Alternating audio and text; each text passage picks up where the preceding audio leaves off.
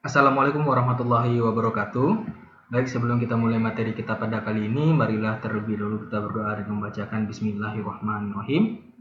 Baik, adapun materi kita pada kali ini masih lanjutan dari materi sebelumnya, yaitu Microsoft Excel, di mana pada materi kali ini kita akan membahas penggunaan logika keputusan atau fungsi if. Nah, sebelumnya saya akan menjelaskan dulu fungsi atau logika if ini.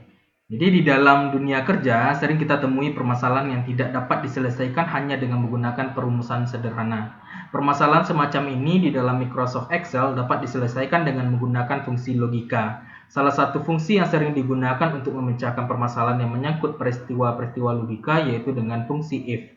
Sedangkan fungsi-fungsi yang lain dimanfaatkan untuk membantu mengoptimalkan penggunaan fungsi if ini. Dengan operasi logika ini, Microsoft Excel dapat melakukan penilaian apakah suatu pernyataan itu bernilai true atau false. Nah, di sini kita dapat lihat bentuk umum atau kaidah penulisan dari logika if, ya. Jadi pada dasarnya logika sederhana dari penulisan logika if itu adalah seperti ini yang di layar ini, ya. Dimulai dengan if dulu, ya. Atau ketika kita masukkan ke dalam fungsi di Excel itu kita awali dengan sama dengan if buka kurung tes logika, ya. Tes logika ini nanti dia akan akan mencari atau memilih di mana posisi nilai atau value yang akan kita kondisikan tersebut, ya. Nah, kemudian nanti akan dibandingkan. Apabila nanti kondisinya terpenuhi atau bernilai benar, maka dia akan jalankan statement untuk kondisi yang terpenuhi. Nah, apabila tidak, maka dia juga akan jalankan kondisi yang tidak terpenuhi. Nah, ini maksudnya di sini adalah dia akan menjalankan kondisi dia akan menjalankan pernyataan atau statement apabila ke semua kondisi itu tidak terpenuhi. Jadi tetap ada statementnya nantinya. Nah, di sini nanti kita akan ada penggunaan tanda hubung, ya. Tanda hubung di sini nanti tergantung pengaturan dari sistem komputer masing-masing. Nah, terkadang ada yang menggunakan titik koma, kemudian ada yang menggunakan tanda koma. Kebetulan untuk komputer saya itu menggunakan tanda koma. Jadi nanti apabila tidak sesuai dengan fungsi yang ada di dalam sistem saudara, silakan nanti disesuaikan. Misalnya apakah dia titik koma atau koma. Nah, kemudian di dalam logika if itu terdapat ekspresi atau pernyataan logika. Nah, di sini kita ada operator perbandingan, ya. Di sini saya jelaskan dulu, jika Anda menggunakan operasi logika, biasanya diperlukan suatu ekspresi atau pernyataan logika. Untuk menggunakan ekspresi atau pernyataan logika, diperlukan salah satu operator relasi atau operator perbandingan. Di antaranya, nah di sini kita bisa lihat ketika kita melakukan suatu kondisi, maka nanti kita akan berikan dia operator perbandingnya. Nah, apakah dia sama dengankah? Berarti operator yang kita gunakan tanda sama dengan. Kemudian kecilkah? Apabila dia berupa angka, maka kita bisa menggunakan tanda ini, tanda kecil, besar, kemudian bes kecil sama, kemudian besar sama, dan tidak sama dengan. Nah, biasanya untuk yang perbandingannya itu menggunakan karakter berupa huruf atau huruf dan angka, atau istilahnya itu alfanumerik berupa kata-kata, maka biasanya itu menggunakan tanda sama dengan dan juga nanti menggunakan tanda tidak sama dengan ini. Atau bisa juga untuk yang menggunakan angka itu juga bisa menggunakan tanda tidak sama dengan. Nah, sedangkan yang menggunakan angka sebagai pembandingnya itu nanti kita bisa gunakan yang ini, ya.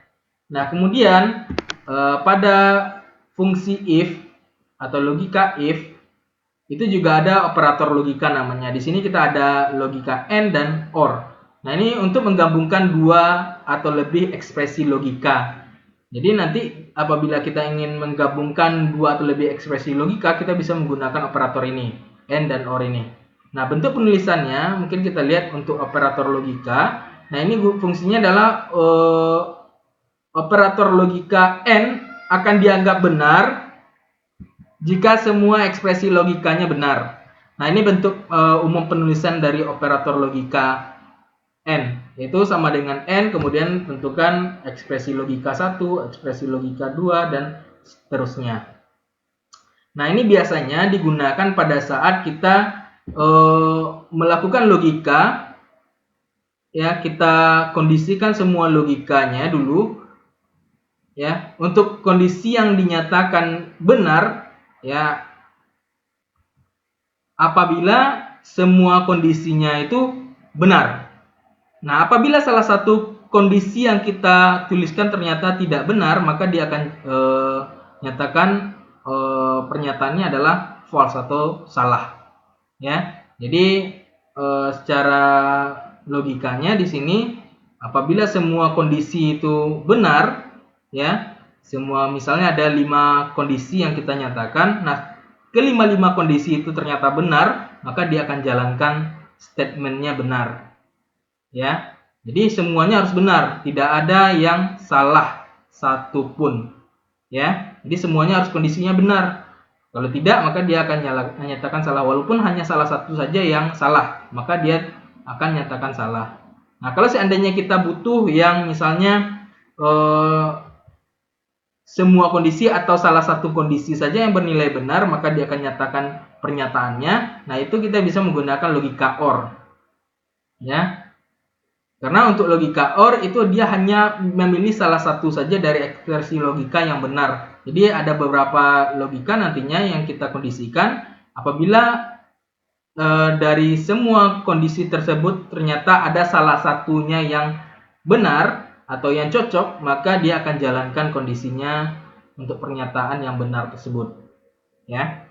Nah, apabila salah semuanya, maka dia tidak akan nyatakan pernyataan untuk yang benar tersebut, maka dia tetap akan jalankan pernyataan yang salah. Jadi salah satu saja untuk yang logika OR. Kalau yang N itu semua kondisi harus bernilai benar. Nanti kita akan contohkan pada praktek. Ini langsung saja. Nah, di sini saya ada contoh kasus. Ya, di mana contoh kasus ini nanti dia akan menampilkan pertama, ya, ini data yang tersaji, ya. Ini data yang tersaji, ada nomor BP, nama, nilai, itu ada tugas, UTS dan UAS. Nah, nanti kita akan cari nilai rata-rata, nilai huruf, dan keterangan. Di mana nilai rata-rata itu adalah rata-rata dari ketiga nilai ini. Ya, bahkan nanti kita menggunakan operator aritmatika atau menggunakan fungsi average. Itu boleh salah satu, tapi biasanya kita menggunakan fungsi dari average. Nah, kemudian untuk nilai huruf, nah di sini ada keterangan. Ya, untuk nilai huruf, jika nilai rata-ratanya besar sama 80, berarti nilai 80 sampai seterusnya ke atas, maka itu nilai hurufnya adalah A. Ya, nilai hurufnya adalah A. Di sini maksudnya nilai huruf, ya. Ya, nilai hurufnya A di sini. Kemudian jika nilai rata-ratanya besar sama 60, besar sama dengan 60, maka nilai hurufnya adalah B. Berarti untuk nilai 60 itu mulai dari angka 60 sampai berapa? Sampai 79. Karena kita sudah batasi di sini mulai dari 80 itu adalah nilai A. Sedangkan untuk nilai B itu dari 60 sampai 79. Ya. Nah, jika tidak memenuhi kedua kondisi ini, ya, maka dia akan jalankan nilai hurufnya adalah C. Berarti di bawah 60 atau mulai dari 59 ke bawah itu nilainya adalah C. Nah, kemudian ada lagi keterangan di sini untuk nilai rata-rata, bukan nilai rata-rata, ya, atau bisa kita buat di sini nilai huruf. Ya. Jika nilai hurufnya A dan B, maka keterangannya di sini lulus. Nah, jika tidak, maka dia pilih adalah yang C, atau mungkin nilai yang tidak mungkin tidak berbeda, ya, selain A dan B itu menyatakan dengan tidak lulus. Nah, di sini kita cobakan masukkan fungsinya. Kita mulai dari nilai rata-rata. Nilai rata-rata fungsinya adalah average sama dengan average. Kemudian kita blok mana yang akan kita rata-ratakan nilainya, mulai dari E8 sampai G8. Nanti ketika saudara praktekkan silahkan dikondisikan sendiri di mana posisi salesnya. Kemudian tutup kurung. Kemudian, nah ini enter.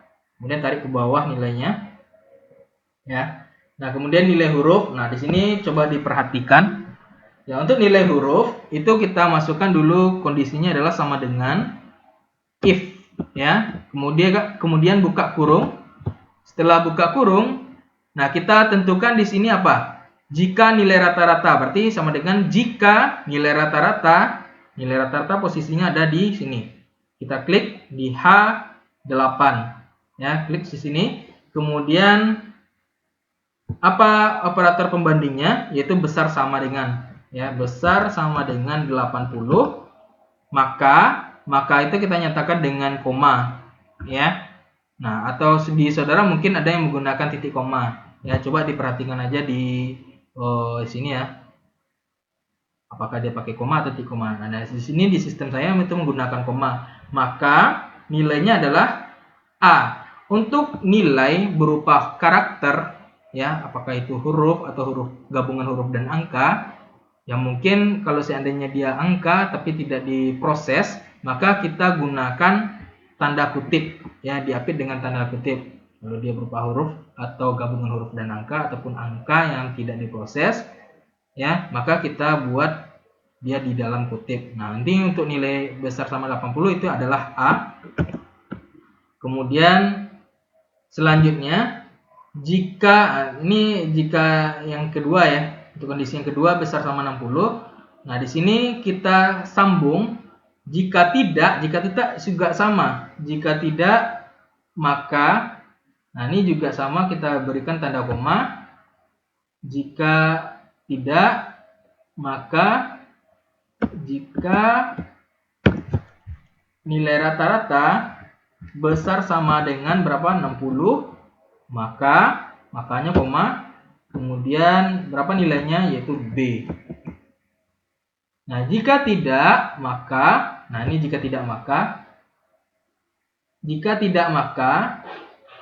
ya, maka dia akan jalankan kondisi yang terakhir, yaitu nilainya C. Jadi tidak perlu kita buatkan kondisinya besar sama dengan 0. Nah, tidak perlu. Untuk yang kondisi terakhir atau pernyataan terakhir, cukup langsung dengan statementnya saja, ya. Nah, kemudian diakhiri dengan tutup kurung sebanyak if yang kita munculkan. Berarti ada 1 dan 2. Jadi tutup kurung di sini 2. Enter. Nah, kemudian ini kita tarik saja. Ya, nah ini sudah didapatkan hasilnya. C, C, B, A, B, B, B, C. Ya. Nah, kemudian untuk keterangan, nah ini jika nilai huruf A dan B, maka keterangannya lulus. Nah, mungkin kita buat satu-satu saja. Pertama, sama dengan jika buka kurung nilai huruf, berarti di sini posisinya nilai huruf sama dengan apa? A dan B, ya. Berarti kita coba dengan yang A dulu, sama dengan, karena dia menggunakan huruf, maka kita kutip, berikan tanda kutip, makanya adalah koma, ya. Maka apa nilainya atau statementnya? Yaitu lulus. Tutup kutip. Kemudian nah, ini untuk kondisi yang pertama. Untuk kondisi yang kedua, maka koma lagi. Koma jika buka kurung lagi, ya. Kemudian kita tentukan posisinya, itu nilai hurufnya di sini, ya. Jika nilai huruf sama dengan B, maka ini juga lulus. Jika tidak, nah ini jika tidak, koma terakhir langsung saja dengan hasilnya, yaitu tidak lulus. Nah, tutup kurung dengan 2 kali. Bentar. Nah, ini hasilnya. Ya. Nah, kalau untuk nilai tertinggi itu silakan nanti dicobakan seperti biasa, ya. Ada sama dengan max.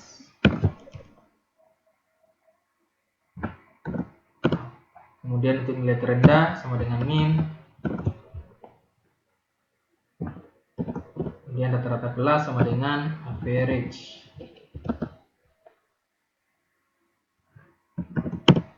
Nah, seperti itu. Nah, kemudian kita coba untuk contoh yang kedua di sini. Nah, ini ada untuk laporan penyewaan kamar hotel, ya. Dan dimana ketentuannya di sini kita lihat itu mulai dari tarif itu nilainya masih kosong, ya. Total bayar, diskon, total keseluruhan, dan total itu belum diisi. Nah, isinya kita menggunakan fungsi, ya. Nah, dimana kondisinya di sini adalah untuk tarif, jika kelasnya sama dengan 1, ya, jika kelasnya sama dengan 1, maka tarifnya adalah 50.000. kelasnya 2 100.000, kelas 3 150.000. Kemudian untuk total bayar di sini itu tarif ya, tarif dikali dengan lama menginap. Kemudian diskon itu mulai dari 1 sampai 5. Jika lama menginapnya 1 hari sampai 5 hari, maka diskonnya adalah 5% dari total bayar. Ya. Jadi dilihat dari sininya untuk diskon. Kalau dari 6 sampai 10, maka itu 10% dari total bayar. Kalau dia lebih dari 10 atau 11 ke atas, itu 15% dari total bayar. Nah, untuk total keseluruhan itu nanti mulai dihitung dengan total bayaran dikurang dengan diskon. Ya, ini grand total nanti kita gunakan fungsi sum. Ya. Nah, kita coba yang pertama untuk tarif. Nah, di mana kondisinya jika kelas sama dengan 1, maka di sini kita tulis sama dengan if jika buka kurung kelas, berarti posisinya di mana? Di sini. Ya. Sama dengan 1, ya. Nah, ini boleh kita kutip, boleh tidak. Karena dia tidak diproses. Jadi, kalau ingin dikutip boleh, kalau tidak juga boleh. Tapi kalau seandainya dia ada di proses ya angka-angka ini, maka dia harus tidak boleh dikutip. Ya. Nah, jika tarif sama dengan 1, C7 sama dengan 1, maka yaitu koma ya, maka tarifnya adalah 50.000. Nah, di sini kita tulis 50.000. Nah, untuk angka ini 50.000 karena nanti dia akan ada di proses, jangan dituliskan RP-nya di depan, cukup angkanya saja. Tidak usah pakai koma, tidak usah pakai titik, karena saudara nanti tidak akan tahu apakah dia angka ribuan itu berkoma atau bertitik untuk di sistem ini. Ya. Nah, ini. Kemudian lanjut. Nah, apabila kondisinya tidak terpenuhi untuk yang pertama, maka dia akan jalankan kondisi yang kedua jika buka kurung kelas ya sama dengan 2, makanya koma tarifnya adalah 100.000. Nah, untuk yang terakhir jika tidak, maka ini untuk yang terakhir boleh kita tuliskan kondisinya atau boleh tidak. Kalau kita tuliskan nah seperti ini. Ya. If buka kurung kelas berarti sama dengan 3, maka tarifnya adalah 150.000. Ya. Nah, kemudian yang terakhir jika tidak, nah ini boleh kita tuliskan di sini seperti ini. Mungkin karena kodenya tidak tersedia ya. Nah, misalnya dia hanya 1 sampai 3, berarti kalau seandainya ada angka 4, 5 dan seterusnya, maka buatkan di sini kode tidak ditemukan. Ya, ini keterangannya. Jadi ini boleh buatkan atau boleh tidak. Ya. Nah, kemudian kita tutup dengan tanda kurung. Yaitu berapa tanda kurung tutupnya itu sebanyak if yang kita munculkan. Berarti ada 1, 2, 3. Berarti di sini tutup kurung sebanyak 3 kali. Nah, ini hasilnya tarifnya. Ya. Nah, ini saya contohkan. Misalnya saya berikan angka 4 di sini. Karena dia 1, 2, 3 cuman. Nah, kalau seandainya 4, maka dia otomatis nanti muncul kode tidak ditemukan. Nah, berarti di sini kita tetap gunakan 1 sampai 3 saja. Nah, kemudian kalau seandainya ingin dibuat dalam bentuk rupiah, nanti tinggal diganti fungsinya ya dengan menggunakan ini. Kemudian kita cari accounting, kemudian kita pilih RP ya.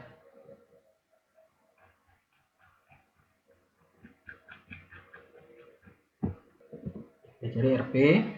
Oke.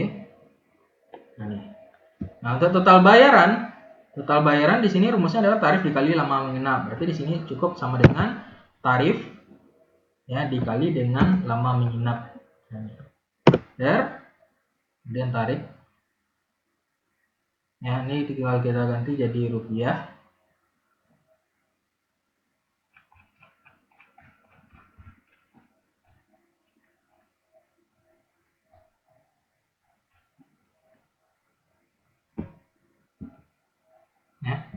Ya.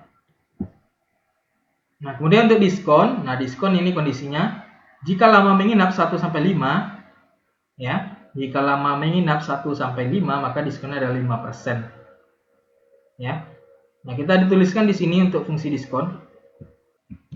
Nah, di sini kita masukkan ya fungsinya yaitu kondisinya itu 1 sampai 5 berarti kalau kita menggunakan operatornya kecil sama dengan berarti kita mulainya dari angka 5. ya, dari angka terkecil. Tapi kalau seandainya kita menggunakan operatornya besar sama dengan, berarti kita mulainya dari angka 11, ya. Nah, tapi kita sesuaikan dengan kondisi ini, maka kita gunakan kecil sama dengan. Berarti di sini sama dengan if jika lama menginap, berarti posisi lama menginap di sini kecil sama dengan berapa? 5. Makanya di sini langsung kita proses, yaitu 5% dikali dengan total bayaran, ya. Nah, ini untuk kondisi yang pertama. Untuk kondisi yang kedua, jika if buka kurung lama menginap E7 kecil sama dengan 10, maka kita proses langsung, berarti di sini adalah 10%, ya. 10% dikali dengan total bayaran. Nah, total bayaran di sini posisinya di F7, ya. Di sini saya tulis saja F7. Nah, jika tidak, maka langsung kita proses. Berarti dia di luar dari kondisi kecil sama 10 dan kecil sama 5, ya. Berarti itu pasti dia di atas 11 angkanya. Berarti langsung kita proses, yaitu 15% dikali dengan total bayaran, yaitu F7. Kemudian tutup kurung sebanyak 2 kali. Ya, nah ini sudah didapatkan hasilnya. Udah kita ubah apanya ya, kursnya.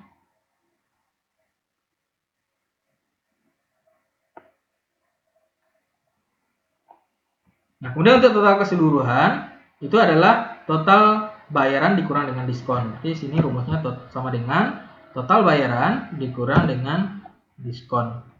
Nah, ini didapatkan hasilnya. Kemudian untuk total keseluruhan itu sama dengan sum, ya. Kemudian ini ditarik hasilnya. Oke. Nah, ini untuk yang selanjutnya yaitu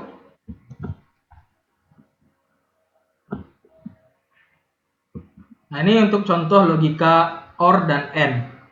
Nah, untuk contoh logika OR di sini ketentuan soalnya adalah untuk mencari keterangan apakah ini siswanya atau mahasiswanya lulus atau gagal, ya. Dimana untuk kondisinya untuk penggunaan logika OR itu apabila salah satu bernilai benar, ya, maka dia akan nyatakan statementnya benar, ya. Nah, di sini untuk kondisi bernilai benar itu adalah nilai A, nilai B, dan nilai C. Jadi kalau salah satunya ada nilai A atau nilai B atau nilai C, maka dia dinyatakan lulus. Tapi kalau nilainya D dan E, maka dia gagal, ya.